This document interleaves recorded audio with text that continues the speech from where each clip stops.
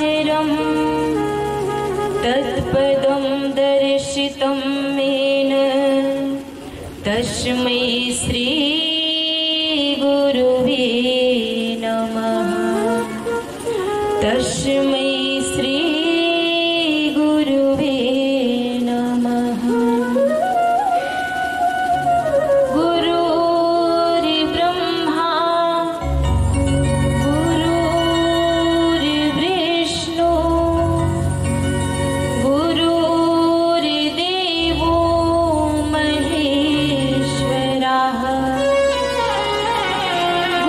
गुरुर्साक्षात् परं ब्रह्म।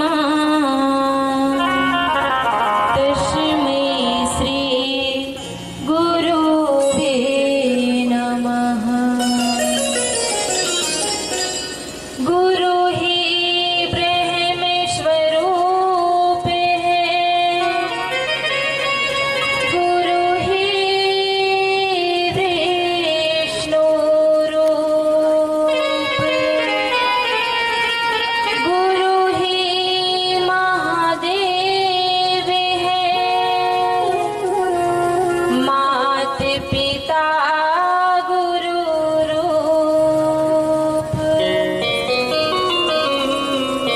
अतः जीवन में होने वाले समस्त गुरुजनों के श्री चरणों में कोटि कोटि नमन करती हूँ, वंदन करती हूँ, प्रणाम करती हूँ।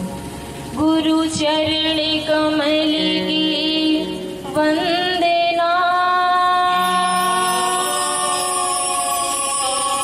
करती बारंबार।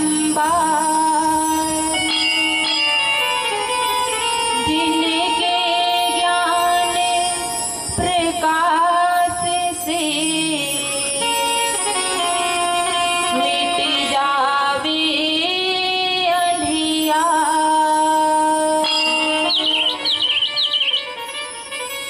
बोले सतगुरुदेव भगवान की, बोले माता भगवती माँ काली की, बाबा भैरवनाथ की, पवन सुत हनुमान की, भगवान भोलेनाथ की, सत्य सनातन धर्म की, कलवारा धाम की, भवानी परिवार की, व्यासपीठ की, श्रीमद देवी भागवत महापुराण की, भोले साचे दरबार की।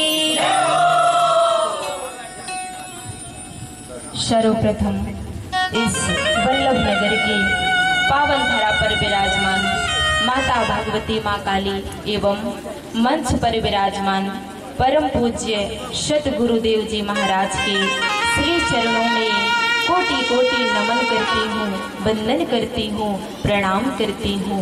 और यहाँ पर आए हुए सभी धर्म प्रेमी भाई बहनों को, हमारी माताएं बहनें एवं यहाँ पर जितने भी भक्त आए हुए हैं सभी को भी यथा उचित नमन वंदन करती हूँ, प्रणाम करती हूँ और सभी से सादर जय भवानी की करती हूँ।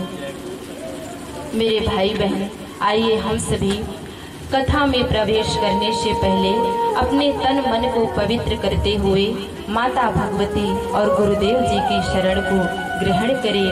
अपने मन के तारों को उनके श्री चरणों तक पहुंचाने का प्रयास करें। तो सभी बड़े भाव से दोनों हाथों को ऊपर उठाते हुए मैया रानी का जय घोष करेंगे, फिर संकीर्तन में प्रवेश करेंगे। बोलिए माता भगवती माँ काली की, माँ काली की, सतगुरुदेव महाराज की। माँ शरणं, माँ शरणं, माँ शरणं, माँ शरणं, माँ शरणं, माँ शरणं, माँ शरणं, माँ शरणं।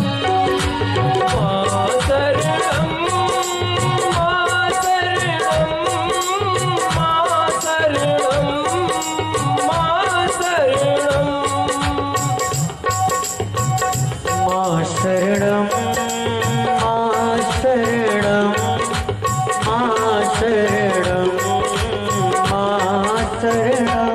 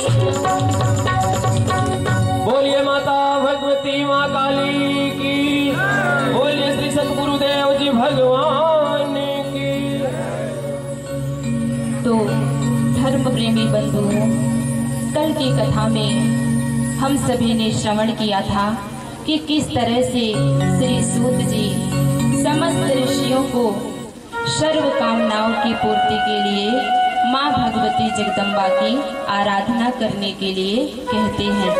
तो आज की कथा में श्री सूत जी समस्त ऋषियों को श्रवण कराते हुए कहते हैं कि हे ऋषियों, माँ भगवती जगदम्बा की महिमा तो अपार है, असीमित है, उनकी महिमा का गान नहीं किया जा सकता। लेकिन हे ऋषियों, मेरे गुरुदेव श्री व्यास जी के द्वारा जो मुझे अवगत कराया गया था वही मैं आप सभी को श्रवण करा रहा हूँ। उसी ज्ञान के आधार पर आप सबको बता रहा हूँ। आप सब ध्यान से श्रवण कीजिए। एक बार महान ऋषि श्री अगस्त जी कुमार कार्तिकेय के आश्रम में जाते हैं और कुछ दिनों के लिए उनके आश्रम में ही रुक जाते हैं, ठहर जाते हैं। और ऋषि अगस्त जी को कुमार कार्तिकेय व्रत तीर्थ के महत्व से परिपूर्ण अनेकों कथाओं को श्रवण कराते हैं। तो अगस्त जी निवेदन करते हुए कहते हैं कि हे प्रभु, आप ऐसी कथा को श्रवण कराएं जिससे जन कल्याण, लोक कल्याणकारी कथा को श्रवण कराने की कृपा करें, जिससे लोगों का कल्याण हो सके। तो ऐसा सुन करके कार्तिकेय कहते हैं कि हे अगस्त जी, ऐसी कथा तो माँ भगवती जगदम्बा की ही है, जिससे लोगों का कल्याण हो सकता है। क्योंकि माँ भगवती जगदम्बा, वैसे तो माँ भगवती जगदम्बा की महिमा का गान नहीं किया जा सकता, क्योंकि वह तो सच्चिदानंद स्वरूपा है। वह उनकी कथा का वर्णन कर पाना संभव नहीं है। वह भोग और मोक्ष प्रदान करने वाली जगदम्बा है। तो इस तरह से कुमार कार्तिक को अगस्त जी बताते हैं और कहते हैं कि हे ऋषियों, श्री सूत जी कहते हैं कि ऋषियों, माँ भगवती जगदम्बा की कथा बहुत ही निराली है। इसलिए एक समय की बात है, विवस्वान नाम के एक राजा थे। उनके पुत्र का नाम श्राद्ध देव था। राजा श्राद्ध देव बहुत ही पराक्रमी और साहसी राजा थे, धर्मनिष्ठ राजा थे। उनके राज्य में सभी प्रजा आनंद पूर्वक रहती थी, लेकिन राजा श्राद्ध देव बस एक ही बात से वो चिंतित रहते थे, दुखी रहते थे कि उनके कोई संतान नहीं थी, वो संतानहीन थे। बस इसी बात की उन्हें चिंता रहती थी। अब एक दिन राजा श्राद्ध देव अपनी पत्नी, उनकी पत्नी का नाम श्रद्धा था, तो वो अपनी पत्नी श्रद्धा को लेकर के अपने गुरुदेव वशिष्ठ जी के पास जाते हैं। अब कोई भी अपने गुरुदेव जी के पास जाता है तो उन्हें प्रणाम अवश्य करता है। तो राजा श्राद्ध देव भी गुरुदेव जी के पास जाते हैं और उन्हें दंडवत प्रणाम करते हैं और कहते हैं कि गुरुदेव, मेरे पास तो किसी चीज की कमी नहीं है, बस एक ही चीज की कमी है गुरुदेव कि मुझे कोई संतान नहीं है। तो गुरुदेव, मैं आपसे निवेदन करता हूँ कि आप पुत्रेष्ठ यज्ञ करवाने की कृपा करें। ऐसा सुन करके वशिष्ठ जी पुत्रेष्ठ यज्ञ करवाने की तैयारी बना लेते हैं। अब समय आने पर पुत्रेष्ठ यज्ञ करवाया जाता है, लेकिन जो उनकी पत्नी श्रद्धा थी वो आहुतियां डालते समय पुत्री प्राप्ति की कामना को लेकर आहुतियां डाल रही थी। तो यज्ञ समाप्त हो जाता है। अब कुछ दिनों बाद यानी समय आने पर राजा श्राद्ध देव के यहाँ एक सुंदर कन्या का जन्म होता है। उस कन्या का नाम इला रखा जाता है। अब राजा श्राद्ध देव अपनी पुत्री इला को देख करके चिंतित रहते थे, दुखी रहते थे और बार बार उनके मन में यही विचार आता था कि हमने तो पुत्र प्राप्ति की कामना को लेकर यज्ञ करवाया, लेकिन इसके विपरीत पुत्री का जन्म कैसे हो गया। बार बार यही बातें उनके दिमाग में खटकती रहती थी। अब एक दिन वह पुनः फिर से अपने गुरुदेव जी के पास जाते हैं और उनसे निवेदन करते हैं। एक बात थी कि जब भी राजा श्राद्ध देव अपने गुरुदेव जी के पास जाते थे तो उनका हाथ हमेशा ऐसे जुड़ा ही रहता था, हाथ जोड़ करके ही वो बात करते थे, निवेदन करते थे। आज के हमने देखा जो भी लोगों को तो बस गुरु जी के पास आएंगे, कहीं ऐसे करके खड़े होते हैं, ऐसे अकड़ के खड़े होते हैं, लेकिन वो इतना संस्कार था उनके अंदर, इतना सम्मान, इतनी विनम्रता थी उनके अंदर कि जब भी वो अपने गुरु जी के पास जाते थे तो हाथ जोड़ करके खड़े होते, हाथ जोड़ करके उनसे बात करते थे।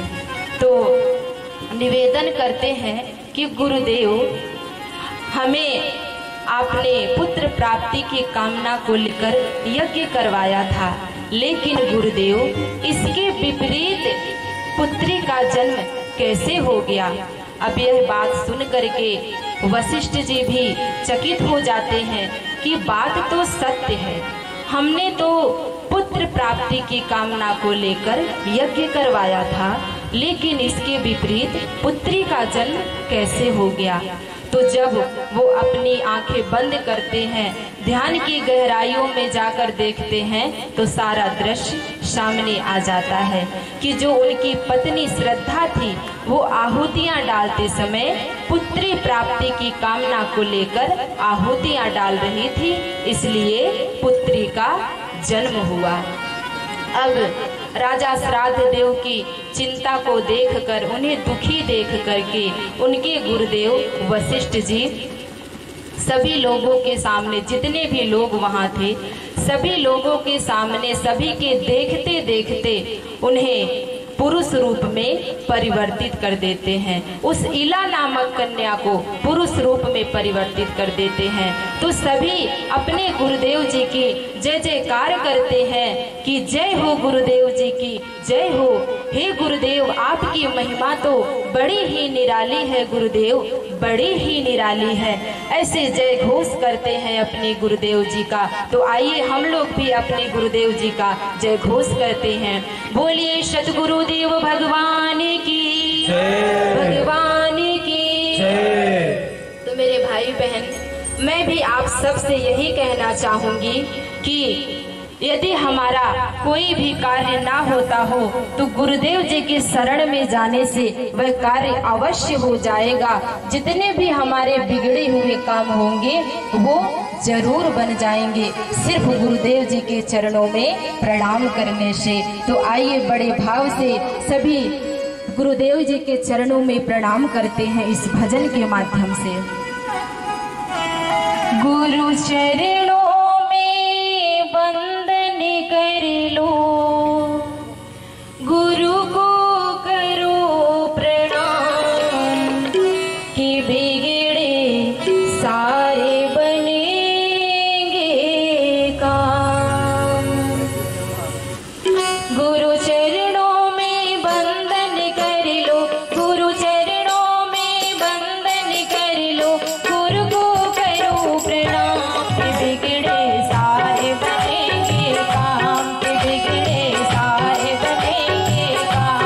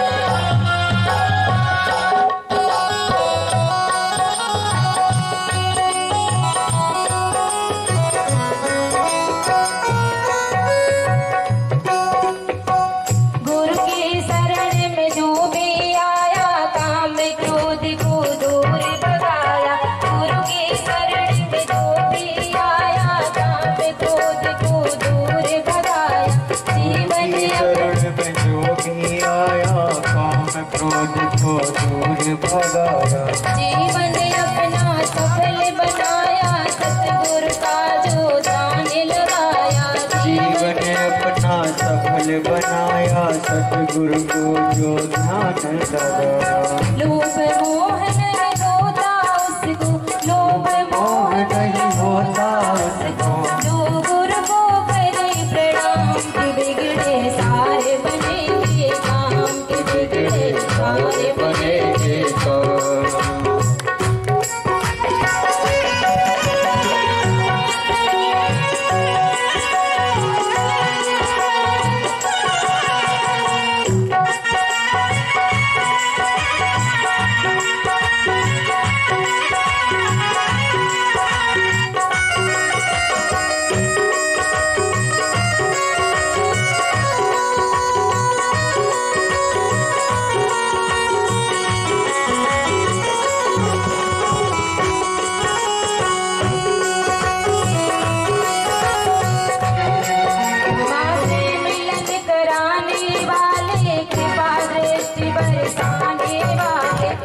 से मिलन कराने वाले, कृपा दृष्टि बरसाने वाले, जीवन सफल बनाने वाले, सच्चा राह दिखाने वाले, जीवन सफल कराने वाले, सच्चा राह दिखाने वाले। गुरु नाम का सुमिरन कर लो, गुरु नाम का सुमिरन कर लो, गुरु को करो प्रणाम, के बिगड़े सारे बनेंगे काम, के बिगड़े सारे बनेंगे काम।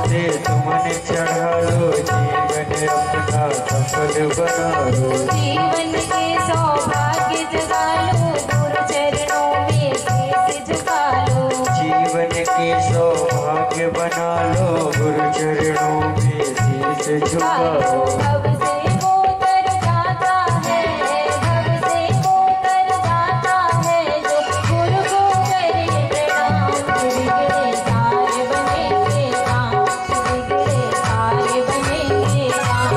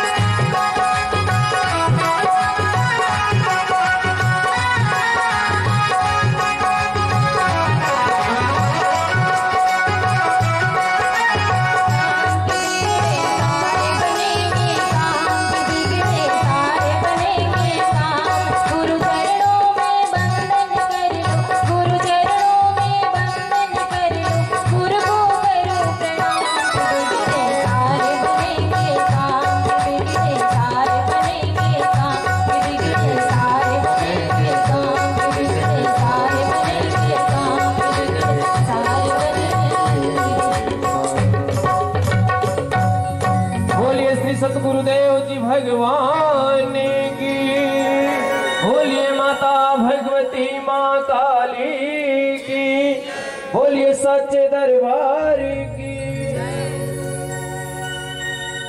तो सभी गुरुदेव जी की जय जयकार करते हैं। और वशिष्ठ जी उस इला नामक कन्या को, जिसे वो पुरुष रूप में परिवर्तित कर दिए थे, तो उसका नाम सुदुम्न रख देते हैं। राजकुमार सुदुम्न सभी विद्याओं में निपुण थे। वह जब छोटे थे तो अपने मित्रों के साथ खेलने जाया करते थे। जब वो खेलते खेलते धनुर्विद्या चलाना सीख जाते हैं, और फिर जैसे युवा होते हैं, थोड़े बड़े होते हैं, तो वह अपने मित्रों के साथ, सैनिकों के साथ शिकार खेलने के लिए वन की ओर निकल पड़ते हैं। और वनों में भ्रमण करते हुए वो हिमालय के तलहटी के समीप उस वन में पहुंच जाते हैं, जहां पर कभी माँ पार्वती और भगवान शंकर आनंद मुद्रा में रमण कर रहे थे। तभी उसी वन में भगवान शंकर के दर्शन की अभिलाषा को लेकर के कुछ मुनिगण भी वहां पर पहुंच जाते हैं, और माता पार्वती और भगवान शंकर को भ्रमण करते हुए देख करके सभी वापस वैकुंठ की ओर चले जाते हैं। तो सभी ऋषिगण वहां से वापस आते हैं और माता पार्वती जी सबको देख करके लज्जित हो जाती हैं।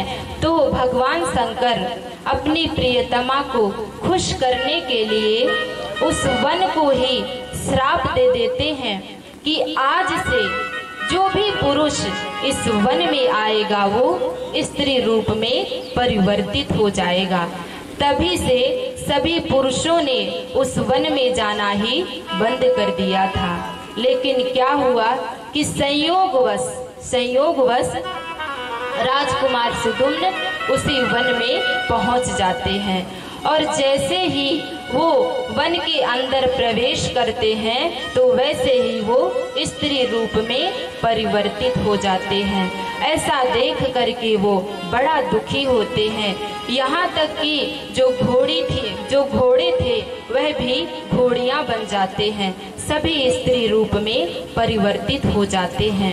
ऐसा देख करके राजकुमार सुदुम्न बहुत दुखी होते हैं और स्त्री रूप में ही वनों में वो भ्रमण करते हैं। भ्रमण करते हुए वो बुद्ध के आश्रम पहुंच जाते हैं और कई दिनों तक वहीं बुद्ध के आश्रम में ही रहते हैं। एक दिन उन्हें याद आता है अपने गुरुदेव वशिष्ठ जी की याद आती है, क्योंकि उनके माता पिता ने पूर्व की घटना उन्हें बचपन की घटना बताया था कि तुम एक कन्या थे, तो हमारे गुरुदेव ने अपने तप बल से आपको स्त्री रूप में परिवर्तित किया था। तो उन्हें वो बातें याद आती हैं और फिर विचार करते हैं कि हम अपने गुरुदेव जी के पास जाएं, हो सकता है हमारे गुरुदेव फिर से मुझे पुरुष रूप में परिवर्तित कर दें। ऐसा विचार करके अब राजकुमार सुदुम्न अपने गुरुदेव वशिष्ठ जी के पास पहुंच जाते हैं, स्त्री रूप में ही है, वहां पर वो पहुंच जाते हैं और अपने गुरुदेव को प्रणाम करते हैं और सारी घटना सारी बातें अपने गुरुदेव वशिष्ठ जी से कहते हैं।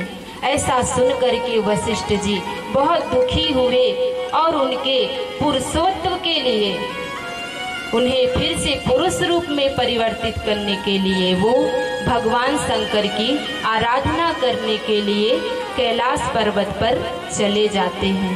वहां पर जाते हैं, उनकी आराधना करते हैं, स्तुति करते हैं कि नमः शिवायस्तु शंकराय कपर्दिने गिरिजार्धांग देहाय नमस्ते चंद्रमौले मृडाय सुखदात्री ते नमः कैलासवासिनी नीलकंठाय भक्तानां भुक्तिमुक्ति प्रदायिने शिवाय शिवरूपाय प्रपन्न भयहारिणे नमो वृषभवाहाय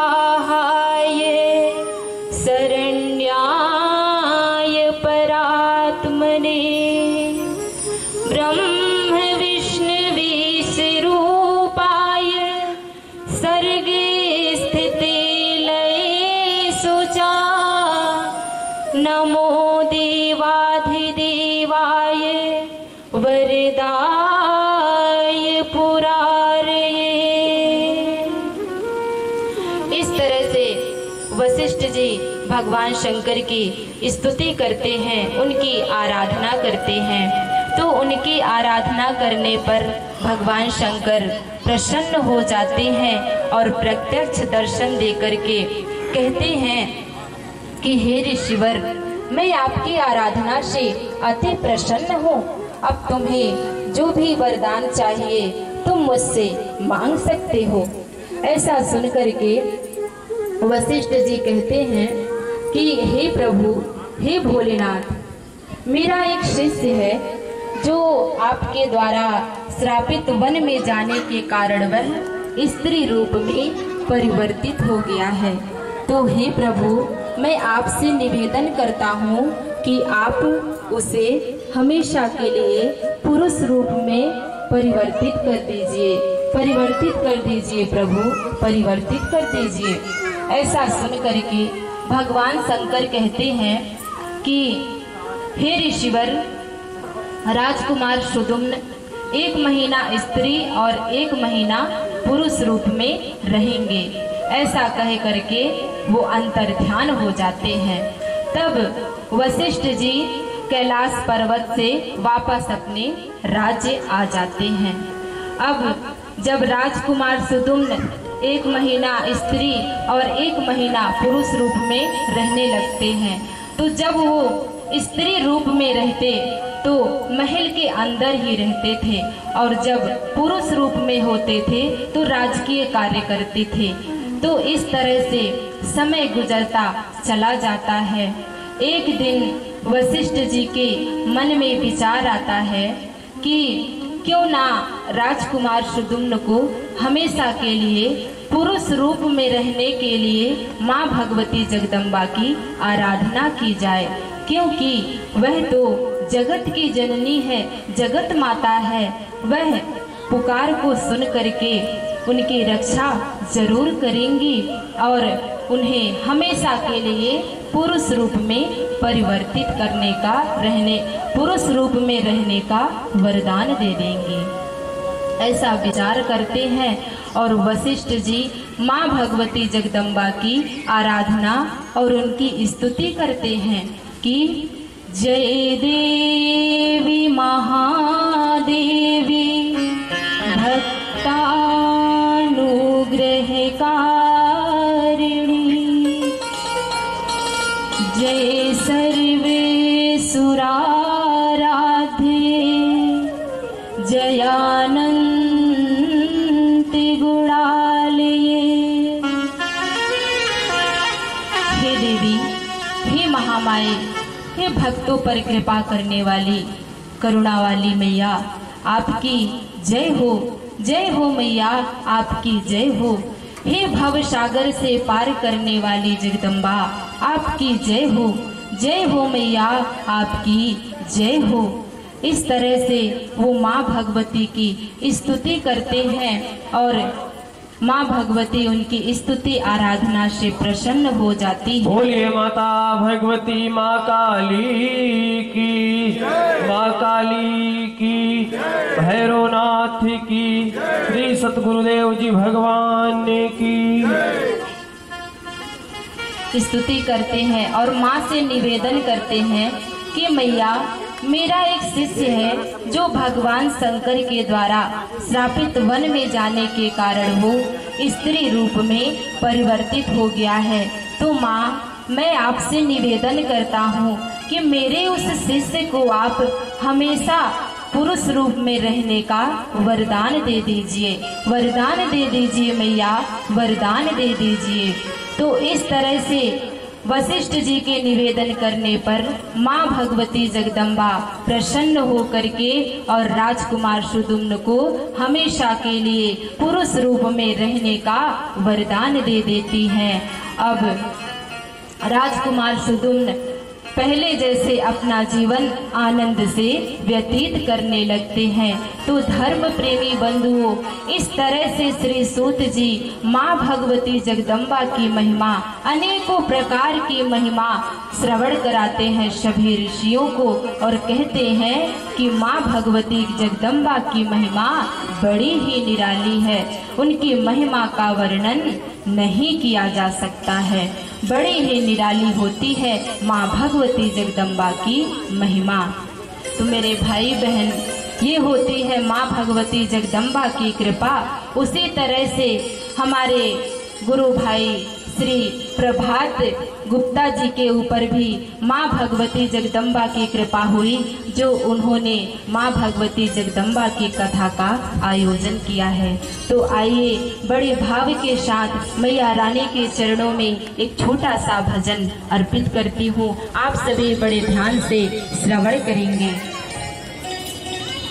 बोली माता भगवती माँ काली की, सतगुरुदेव महाराज की।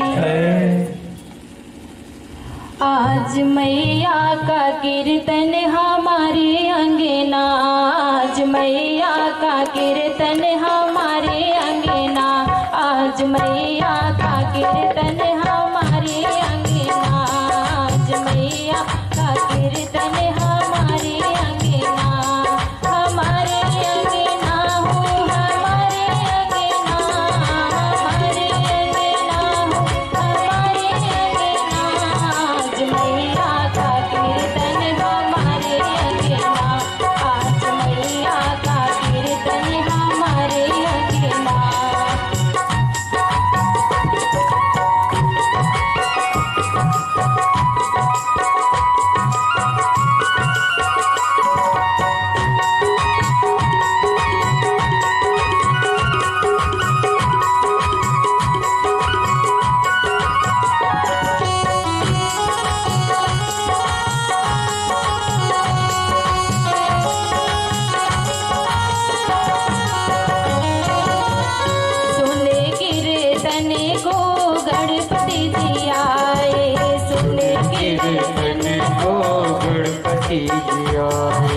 गणपति जी आए संग में रिद्धि सिद्धि लाए, गणपति जी आए संग में रिद्धि सिद्धि लाए। आज लंगर बांटेगा हमारे अंगना, आज लंगर बांटेगा हमारे अंगना, आज मैया का कीर्तन हमारे अंगना, आज मैया का कीर्तन हमारे अंगना, आज मैया का कीर्तन हमारे अंगना, हमारे अंगना हो, हमारे अंगना, हमारे अंगना हो, हमारे अंगना, आज मैया का कीर्तन हमारे अंगना, आज मैया का कीर्तन हमारे अंगना, आज मैया का कीर्तन हमारे अंगना।